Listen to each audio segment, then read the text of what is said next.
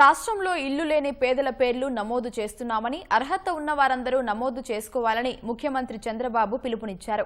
కుటుంబాలను కలిపి ఉంచేలా పక్కపక్కనే 2 ఇళ్లు నిర్మించేలా కొత్త విధానం తీసుకొస్తామని తెలిపారు.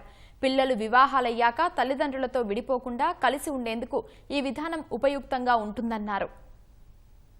అన్ని ఎన్యూమరేట్ చేస్తున్నాం. ఎవరెవరికి ఇల్లు లేదో వాళ్ళ పేర్లన్నీ రాస్తున్నాం.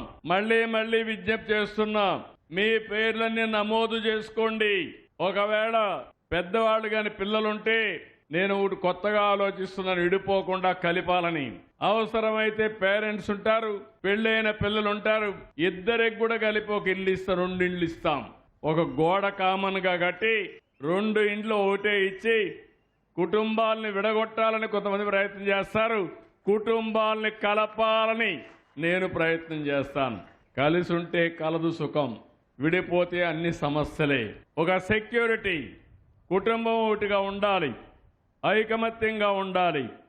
ఇలాంటి వినూత్నమైన కార్యక్రమానికి శ్రీకారం చుట్టడమే కాకుండా 2029కి మళ్లీ హామీ ఇస్తున్నా, ఈ రాష్ట్రంలో ఇల్లు లేదనకుండా అందరికీ ఇండ్లు ఇచ్చే బాధ్యత ఈ ప్రభుత్వానిది.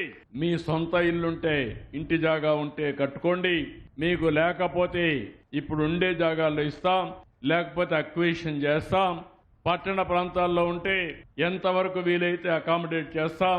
లేకపోతే 1+2 గాని 3 గాని అపార్ట్మెంట్స్ కట్టి బ్రహ్మాండమైన ఇన్ఫ్రాస్ట్రక్చర్ క్రియేట్ చేసే బాధ్యత నేను తీసుకుంటానని చెప్పి కూడా నేను మీకు తెలియజేస్తున్నా.